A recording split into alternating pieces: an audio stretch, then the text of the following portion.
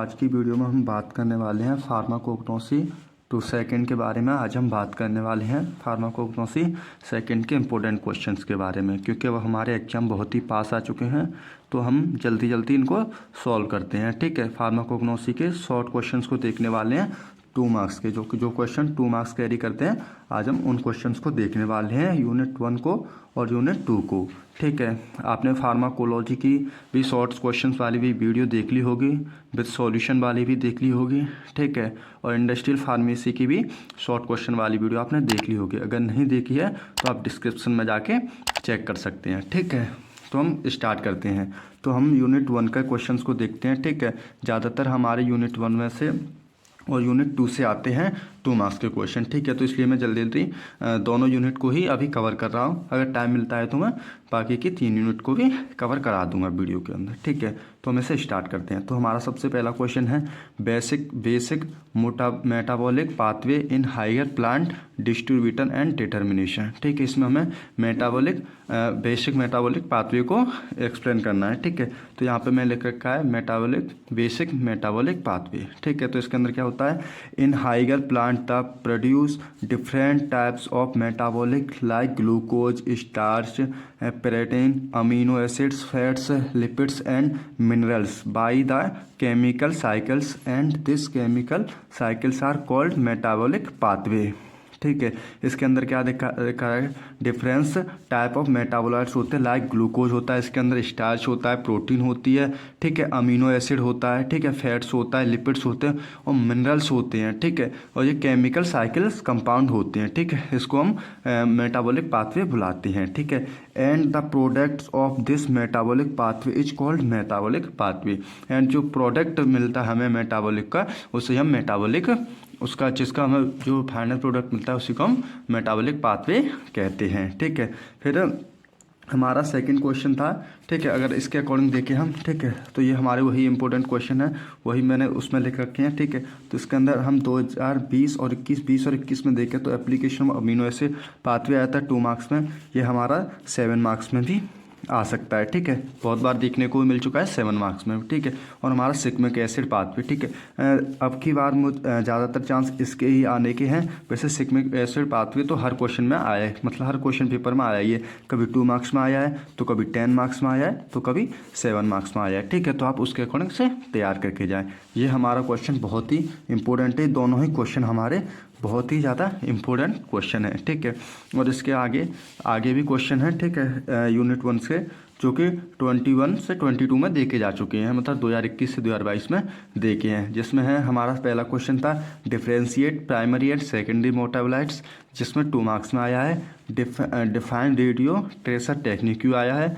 Various detector used in tracer technique भी आया है। और right short note on malonic acid pathway आया है, जो कि हमारा 7 मार्क्स में देखने को मिला है। ठीक है, और वैसे 7 मार्क्स में इन सारे क्वेश्चन पे भी कौन सा भी क्वेश्चन आपको मिल सकता है। ठीक है, ये क्वेश्चन तो हमारा 2 मार्क्स में ही रहेगा, ये हमारा 7 मार्क्स में आ सकता है। इसमें थोड़ा सा क्वेश्चन बड़ा कर दिया जाएगा, लेंथी कर दिया जाएगा, और ये भी हमारा 7 मार्क्स में आ सकता है।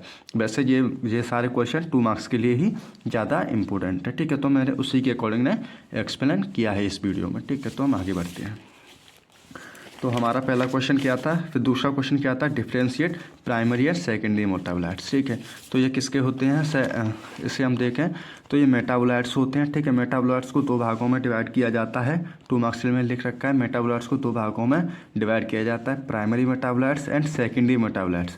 जो प्राइमरी मेटाबोलाइट्स होते हैं वो असेंशियल होते हैं, और जो सेकेंडरी मेटाबोलाइट्स होते हैं वो नॉन असेंशियल फॉर प्लांट होते हैं। ठीक है, ये असेंशियल होते हैं, ये नॉन असेंशियल होते हैं। ठीक है, और प्राइमरी सेकेंडरी मेटाबोलाइट्स। ठीक है, अब आगे बढ़ते हैं इसमें। ठीक है, इनकी डेफिनेशन अगर हम देख लेते हैं कि कैसे क्या होते हैं। ठीक है, तो हम देखते हैं प्राइमरी मेटाबोलाइट्स को। ठीक है, तो primary metabolites are the essential biomolecules which are synthesised by directly plant in their metabolic pathway. ठीक है, इसमें क्या है, वही है प्राइमरी में, वही पीछे भी मैंने बताया था, जो प्राइमरी मेटाबोलाइट्स होते हैं वो असेंशियल होते हैं।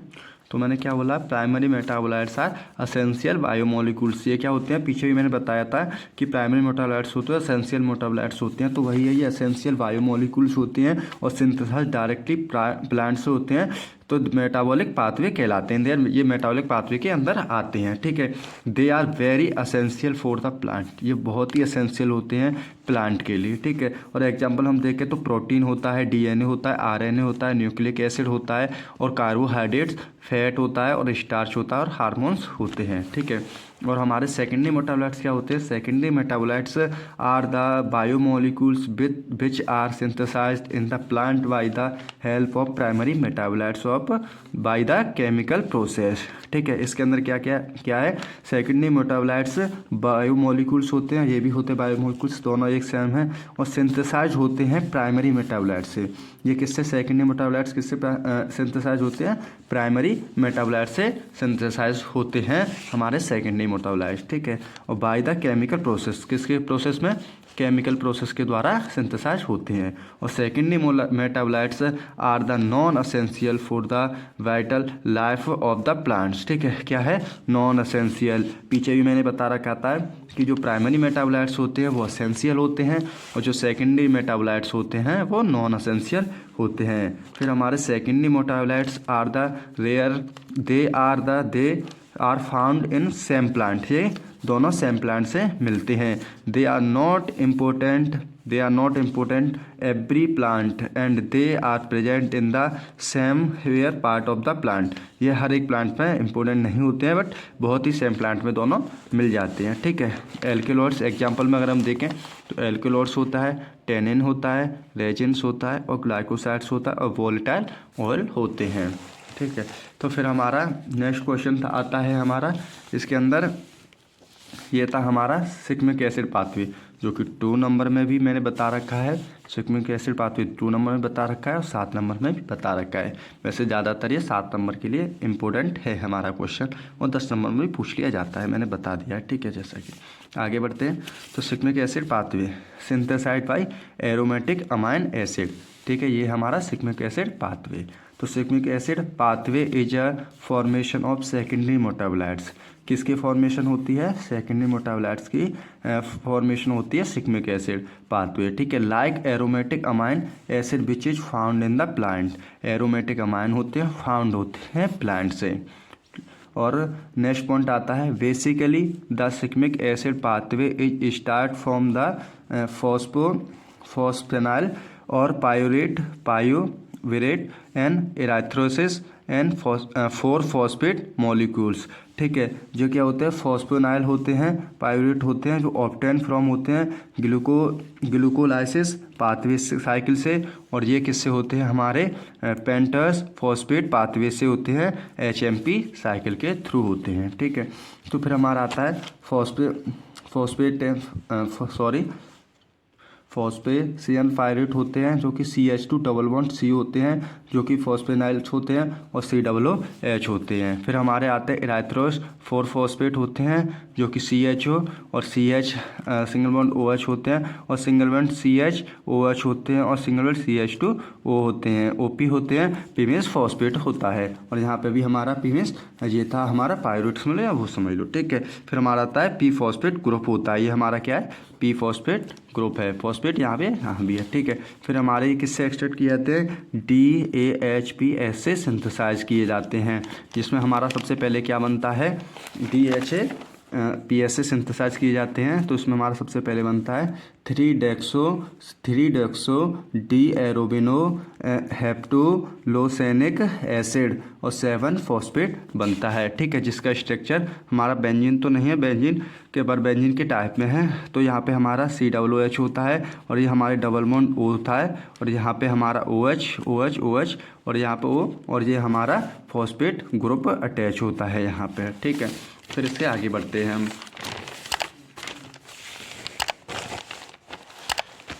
फिर इसके बाद DHQS से सिंथेसाइज होता है हमारा ये सेकंड पार्ट। फिर उसमें क्या बनता है, 3-डीहाइड्रो क्लोरोक्यूनेट और 3D हाइड्रोक्यूनिक एसिड बनता है। और उसका हमारा स्ट्रक्चर ये है कि यहाँ पे हमारा COOH होता है, यहाँ पे OH आ जाता है, और ये यहाँ पे OH यहाँ पे डबल बॉन्ड वो हो जाता है। स्ट्रक्चर बस थोड़ा सा ही चेंज होता जा रहा है, बहुत ही नॉर्मल है, आप बस थोड़ा सा ही चेंज करना है, ध्यान से देखना है। फिर हमारा ये सिंथेसाइज होता है, नेक्स्ट बॉन्ड होता है DHA से सिंथेसाइज होता है, जिसमें हमारा क्या होता है डिहाइड्रोसिंकिनेट होता है और 3 हाइड्रोसिंकिनेट एसिड में कन्वर्ट होता है। और हमारा इसका स्ट्रक्चर है COOH। देखो थोड़ा सा ही चेंज हो रहा है, ये जो बॉन्ड था ना यहाँ पे, ये बॉन्ड हमारा अंदर आ गया है और ये यहीं पे है, और OH हमारा ये, और O यहाँ, और डबल बॉन्ड O यहाँ, ठीक है। थोड़ा सा ही चेंज है बस इसमें। फिर हम आगे बढ़ते, उसके बाद हमारा फिर से सिंथेसाइज होता है सिंकिनेट 5 डिहाइड्रोक्यूनेफेस में, ठीक है। फिर हमारा क्या बनता है, सिंकीमेट बनाता है, और उसका स्ट्रक्चर हमारा ये होता है, यहाँ पे COOH था, यहाँ पे भी COOH है, यहाँ पे बॉन्ड आता है, और ये हमारा स्ट्रैंड है, यहाँ पे डबल बॉन्ड O था, और यहाँ पे सिंगल बॉन्ड OH अटैच हो जाता है। फिर हमारा EPS से सिंथेसाइज होता है। फिर हमारा बनता है 5 एंड्रोपाइयोफेसिनिक सिकमेट बनता है, और 3 फॉस्फेट बनता है, जिसका स्ट्रक्चर हमारा ये है। हम इस स्ट्रक्चर हमारे COOH वही है, सेम है। यहाँ पे OH था, यहाँ पे O जुड़ा हुआ है OH, और यहाँ पे फॉस्फेट ग्रुप बना जुड़ा हुआ है, और C से हमारे डबल बॉन्ड CH2 अटैच है, और नीचे सिंगल बॉन्ड COOH अटैच है। फिर हमारे SCS की फॉर्मेशन बनता है क्रोसीमेट और क्रोसिनिक एसिड बनता है, जिसका हमारा फाइनल स्ट्रक्चर ये बनता है, ठीक है। आप स्ट्रक्चर को एक बार सही से ज़रूर सबका स्ट्रक्चर को पढ़ लें, ठीक है। फिर उसके बाद हमारा बनता है क्रोसीमेट, यहाँ पे हमारा लास्ट में क्या बनाता है, आपने देखा होगा, यहाँ पे क्रोसिनिक एसिड बना था, वही हमारा यहाँ पे आता है क्रोसीमेंट बनता है, जिसमें हमारे क्या होते हैं, एरोमेटिक अमीनो एसिड्स होते हैं, जो कि 3 पार्ट में डिवाइड किए जाते हैं, 3 पार्ट में डिवाइडेड होते हैं। पहला आता है एल फिनाइल एलोनिन आता है, दूसरा आता है एल ट्रायोसिन आता है, तीसरा आता है एल ट्रिप्टोफान आता है। और इसका स्ट्रक्चर हमारा ये होता है, अंदर हमारा ये होता है, और इसमें CH2 CH NH2 group attach होते हैं, और सिंगल बॉन्ड COOH होता है, और इसमें CH2 CH, और इसमें हमारा NH2 ग्रुप ऊपर जुड़ा होता है, अमीनो ग्रुप होता है, जो हमारा ऊपर की साइड जुड़ा होता है, और इसमें साइड में होता है, ठीक है। और इसका स्ट्रक्चर ये है, और ऐसे हमारे नॉर्मल से स्ट्रक्चर है, ये आपको पढ़ लेने हैं, ठीक है। फिर हम आगे बढ़ते हैं। By the process of shikimic acid pathway 3 aromatic amino acid are synthesise. यही है कि 3 अमीनो एसिड सिंथेसाइज हुए थे, एन फिनाइलनेलिन और एल टायरोसिन और एल ट्रिप्टोफेन होता है। ये तीनों ऊपर भी बता चुका हूँ मैं इन तीनों पाथवे को। और आगे बढ़ते फिर इसमें हम इसका सिग्निफिकेंस एसिड पाथवे भी लिख सकते हैं। वैसे ये हमारा 7 मार्क्स के अकॉर्डिंग हो रहा है, 2 मार्क्स के अकॉर्डिंग नहीं हो रहा है, बट आप अगर 2 मार्क्स में करते हो तो आपको बस इसकी सिंथेसिस लिख देनी है, काफ़ी हो जाएगा, ठीक है। बट ये 7 मार्क्स के अकॉर्डिंग करा रहा हूँ मैं। फिर इसके सिग्निफिकेंस में क्या होता है, इट इज इम्पोर्टेंट पाथवे होता है जो कि synthesise of various kind of secondary metabolites होते हैं, various kind of secondary metabolites होते हैं। उसके बाद बायोसिंथेसिस में क्या होता है, ग्लूकोसाइड्स, बायोसिंथेसिस एल्कोलेट्स होते हैं, और बायोसिंथेसिस अमीनो एसिड्स होते हैं। क्या क्या होते हैं, ग्लूकोसाइड्स होते हैं, एल्कोलेट्स होते हैं, और अमीनो एसिड्स होते हैं। फिर उसके बाद नेक्स्ट पॉइंट आता है 4 अमीनो एसिड ऑब्टेन फ्रॉम पायूरेट, जिसमें क्या होता है, एनेलिन होता है, वेलिन होता है, और ल्यूसिन एंड आइसोल्यूसिन होता है। फिर उसके बाद हमारा नेक्स्ट क्वेश्चन आता है डिफाइन रेडियो ट्रैकर टेक्निक, ठीक है। इसमें 2 नंबर के अकॉर्डिंग मैं इसे सॉल्व करने वाला हूँ रेडियो ट्रैकर टेक्निक को। तो चलिए हम इसे देखते हैं।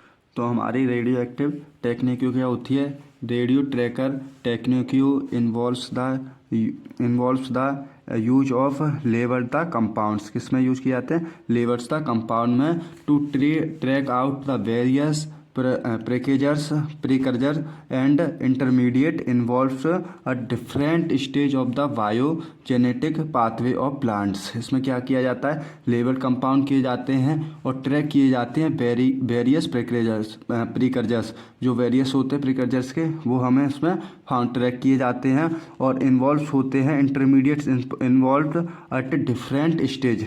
जो भी इंटरमीडिएट होते हैं वो इन्वॉल्व होते हैं डिफरेंट स्टेज पर, stage of the biogenetic pathway of plant. इसको हम बायोजेनेटिक पाथवे ऑफ प्लांट भी बोल के लिए किया जाता है। ठीक है, फिर हमारा आता है radio active is important into the presumed precursor of the plant. ठीक है, प्रिम्यूट किए जाते हैं प्रिकर्जर ऑफ प्लांट, फिर कॉन्स्टिट्यूएंट होते हैं। This level compound is introduced in plant and can be used at the hacker in biogenic studies.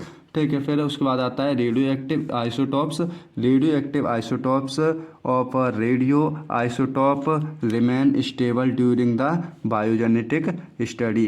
क्या होते हैं ये, रिमेन स्टेबल होते हैं during the biogenetic study.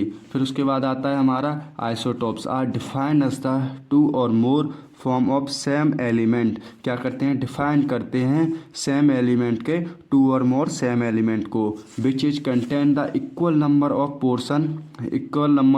Proton but different number of neutrons. क्या होते हैं, कंटेन करते हैं equal number of proton and different number of neutron and those have different atomic mass। क्या, डिफरेंट एटॉमिक मास होते हैं बट सेम केमिकल प्रॉपर्टी होती है। बस इसकी क्या होती है, सेम केमिकल प्रॉपर्टी होती है। फिर label compounds can be prepared using either radio active और स्टेबल आइसोटॉप्स नॉट डिके होते हैं।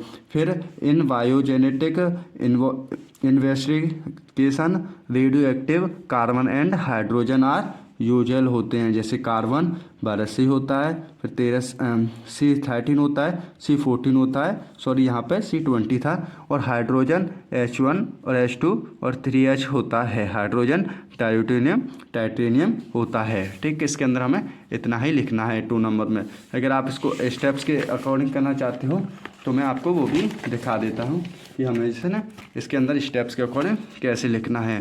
ठीक है, कि इसके अंदर stop involves in tracker technique solution of suitable radioisotope tracker।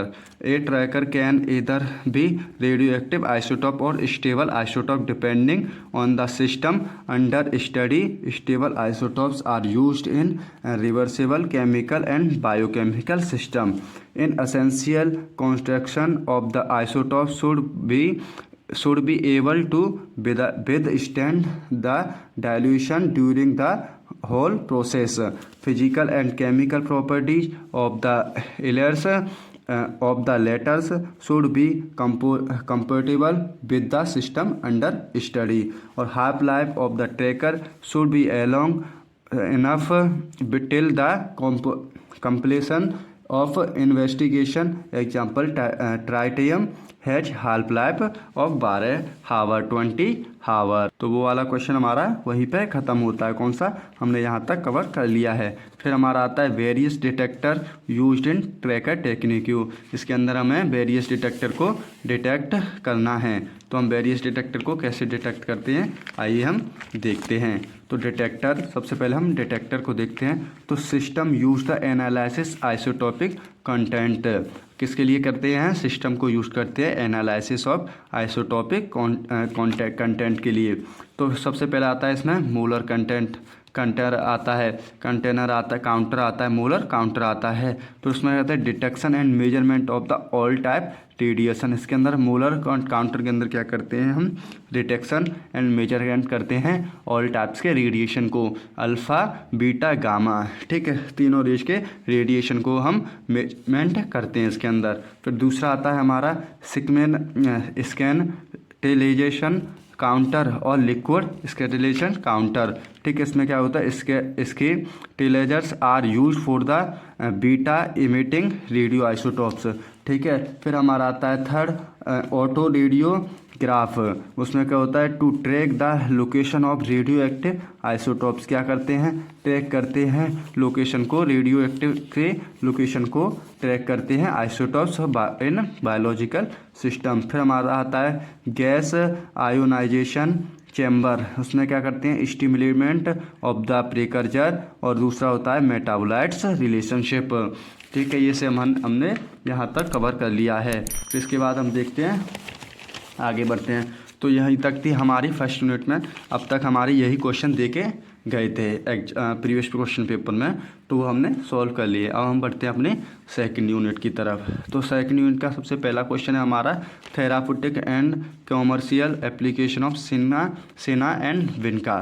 ठीक है, तो इसके अंदर हमें कॉमर्शियल एप्लीकेशन लिखने हैं। तो therapeutic and commercial usages of vinca, तो विनका में क्या होता है, vinca is to extract vincristine and vinblastine, किससे विनका किससे एक्सट्रैक्ट किया जाता है, विनक्रिस्टिन एंड विनब्लास्टिन। दूसरा पॉइंट आता है vincristine sulphate is an anti neoplastic agent, क्या होते हैं, एंटी नियोप्लास्टिक एजेंट होते हैं, विच एक्ट अस अरेस्टिंग मायोस्टोसिस और अट द मेटाफेस में होते हैं। फिर थर्ड पॉइंट आता है इट इज गिवन आईवी, किससे दिया जाता है, आईवी के through, in the treatment of acute leukaemia of children. ठीक है, ट्रीटमेंट में दिया जाता है एक्यूट ल्यूकेमिया के में। फिर हमारा देन पॉइंट आता है फिर हमारा नेक्स्ट और लास्ट पॉइंट आता है इसमें, vinblastine sulphate is also anti neoplastic agent होते हैं, क्या होते हैं, vinblastine sulphate anti neoplastic agent होते हैं, which may be act by the interfering with the amino acid metabolism होते हैं। और इसके यूज कहाँ पे किए जाते हैं, इट इज ऑर्नामेंटल प्लांट होते हैं, vinca alkaloids are second must use class of the cancer, किसके लिए यूज किए जाते हैं, कैंसर। ठीक है, will stay among the original cancer therapy, किसके लिए यूज किए जाते हैं, ओरिजिनल केमिकल थेरेपी। और भी मैं आपको इसके थोड़े से और यूज दिखा देता हूँ। इसके यूजेस और कहाँ पे होते हैं, vinblastine as an anti tumour alkaloids होते हैं, क्या होते हैं, विनब्लास्टिन एंटी ट्यूमर एल्कोलॉइड्स होते हैं, यूज्ड इन ट्रीटमेंट ऑफ होडोजे स्किन के लिए किए जाते हैं, डिसीज के लिए किए जाते हैं, होडोजिकिन इसकी डिसीज के लिए किए जाते हैं। फिर हमारा आता है vincristine is a cytotoxic compound and use to treat the leukaemia. यहाँ तक हमने अपने विनका को कवर कर लिया है, इसके अंदर हमने विनका को कवर कर लिया है। फिर हम बढ़ते हैं अपने सेना की ओर। तो therapeutic and commercial usages of senna, तो इसमें क्या होता है, senna leaves is widely used as laxative के लिए यूज की जाती है। It is cause irritation of larger intestine and have the same griping effect. ठीक है, फिर हमारा नेक्स्ट पॉइंट आता है it is also improve the skin quality and system skin, क्या कर देते हैं, इम्प्रूव करते हैं स्किन की क्वालिटी को और इरिटेशन कॉज कराते हैं स्टेटाइन के में। ठीक है, और सेम ग्राफिक इफेक्ट दिखाते हैं। फिर हम उसके बाद हमारा नेक्स्ट क्वेश्चन कौन सा था उसे हम देखते हैं। उसके बाद हमारा नेक्स्ट क्वेश्चन आता है bio source of catechu and एसोफेटेरा।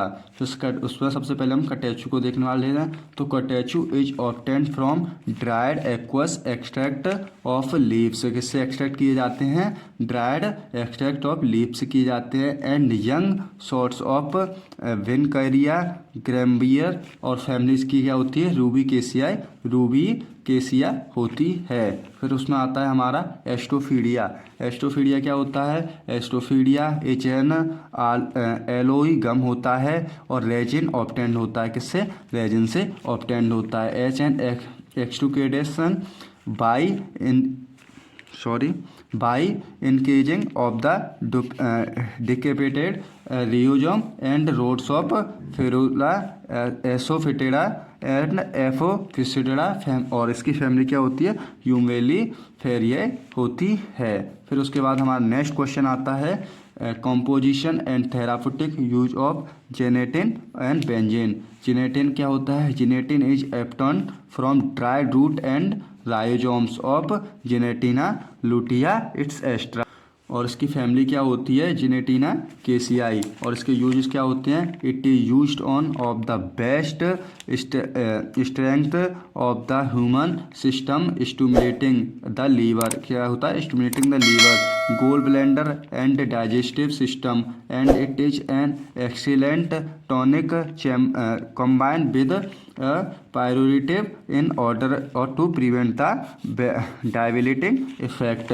फिर हमारा आता है दूसरा बेंजोइन। बेंजोइन क्या होता है, it is a resins obtained from the bark of several spices. Bark क्या होता है, हमारी छाल को हम बार्क बोलते हैं, of the several species of tree in the genus styrax like styrax of benzoin its extra. Family क्या होती है, स्टायरोकेसियाई होती है, और इसके यूज क्या होता है, used in minor skin sores and burns to protect the area from irritation, stop bleeding from the cut and bonds.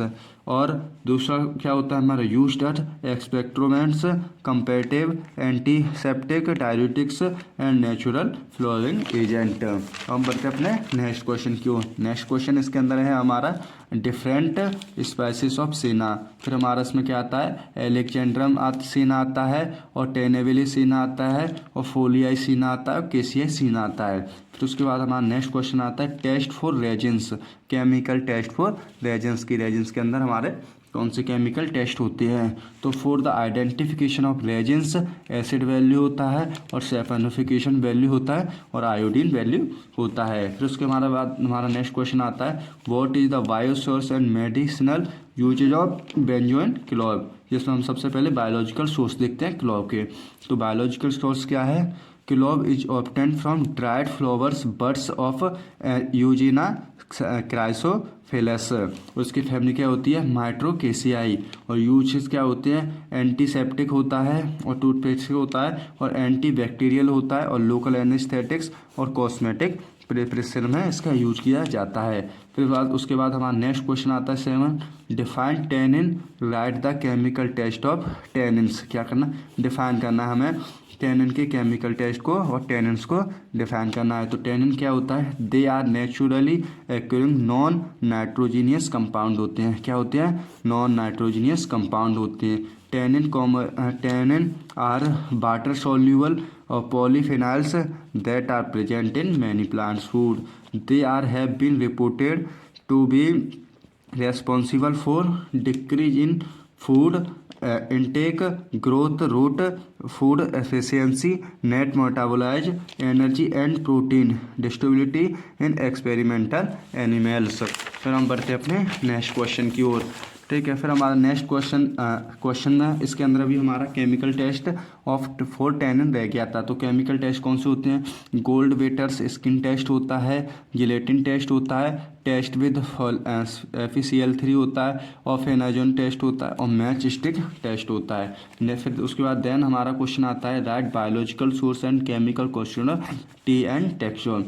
तो tea is obtained from the prepared clove and leaf buds of tea sinensis, और इसकी family क्या होती है, थाइसेसिया and रूबिनेकेसिया coffee. उसके बाद chemical constitute होते हैं the leave of T mainly contains caffeine, thrombin and thiophyllene and also gelatinic acid which are responsible for the color and leaves। responsible होते हैं कलर्स के लिए, लीव्स के कलर्स के लिए रेस्पॉन्सिबल होते हैं। फिर उसके बाद आता है हमारा टेक्सोल और paclitaxel is diterpenoids pseudo alkaloids obtain from the bark taxus brevifolia. उसकी फैमिली क्या होती है, टेक्सोसिया होती है। और chemical constant, main chemical constant taxol cephalomannine, other are caryophyllene oxide होती है। तो यहाँ तक हमने अपने दोनों यूनिट को कवर कर लिया है। तो हमने इसके अंदर आज की वीडियो में हमने देखा कोग्नोसी सेकंड के इंपॉर्टेंट क्वेश्चन देखे 2 मार्क्स के, फर्स्ट एंड सेकंड यूनिट के। तो ये बहुत ही इंपॉर्टेंट क्वेश्चन है, आप इन्हें एग्जाम के लिए एक बार ज़रूर देख के जाएँ। ठीक है। और चैनल अगर वीडियो पसंद आई है तो वीडियो को लाइक करते हैं और चैनल को सब्सक्राइब करते हैं, क्योंकि अभी 2 सब्जेक्ट हमारे और रह गए हैं कवर करने के लिए, तो हम उन दोनों सब्जेक्ट को कवर करने वाले हैं अपनी वीडियो में अच्छी तरीके से। और फिर मैं लॉन्ग क्वेश्चंस को भी सॉल्व करूँगा, ठीक है। तो रोज़ाना वीडियो आती रहेंगी चैनल पर, तो चैनल को सब्सक्राइब ज़रूर कर लें। धन्यवाद।